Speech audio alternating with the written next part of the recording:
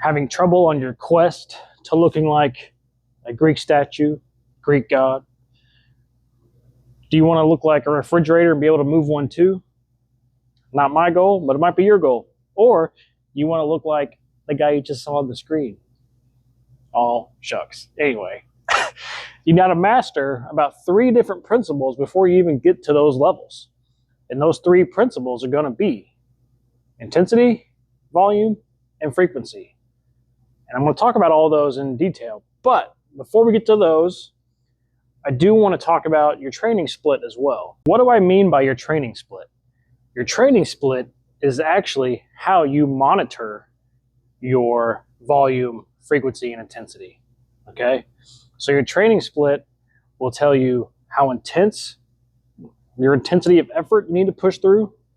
It's going to tell you the frequency at which you train every muscle, whether to a stimulating level or just in general.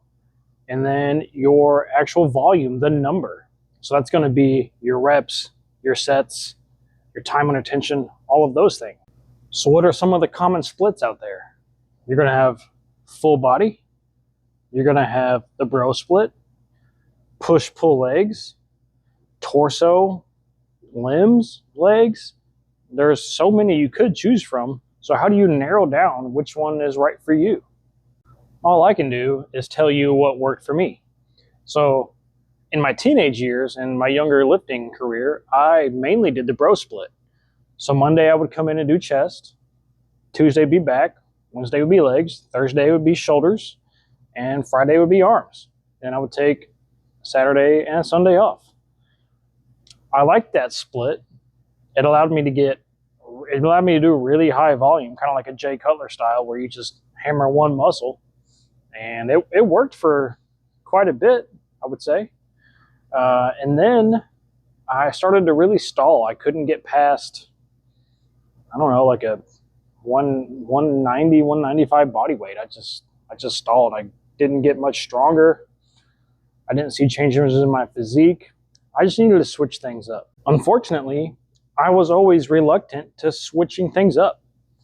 You know, I went into the idea of thinking about full body training with the same parameters, volume, intensity, frequency I talked about earlier. I went in with those principles of what I was currently doing with the bro split into what I thought full body would be.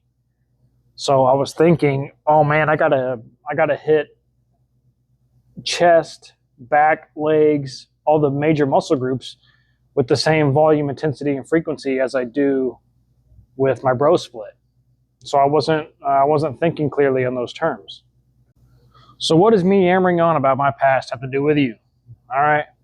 What I learned was every split has a different modality for those parameters of volume, intensity, and frequency. So I had to adjust my thinking whenever I implemented a new split. And I had to trust the process, number one. So I personally made the most gains when I switched to bro splits into full body training. When you switch from a bro split to full body, you need to take at least 80% of the volume you were doing on bro split and switch it over to full body. Okay? So if you did one day of doing chest for 20 sets on your bro split, take about 16 sets of those and divide that by three times a week. So you would take, let's just make it easy. We'll go 5 sets, okay? So you do 5 sets of a press or chest something on a Monday, 5 sets on a Wednesday, 5 sets on a Friday. So you split up your volume from one full day of hammering one muscle and switch it to doing it 3 times a week.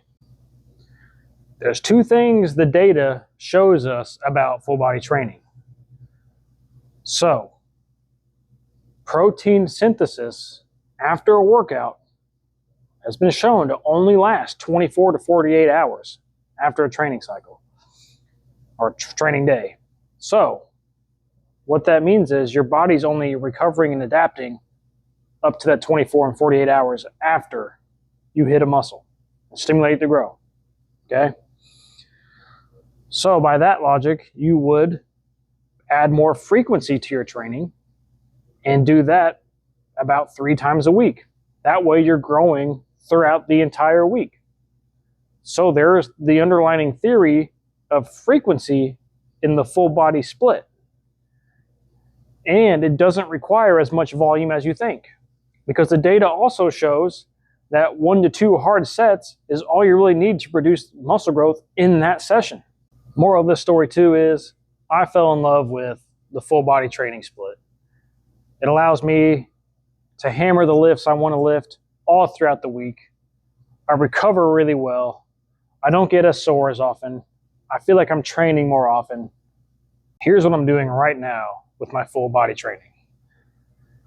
Each day, I pick about 3 to 4 compound movements, whether that be a horizontal press, vertical press, horizontal row, or vertical pull, something to do with a squat or a hinge. Those 6 things. I pick 3 to 4 of those, and I do those.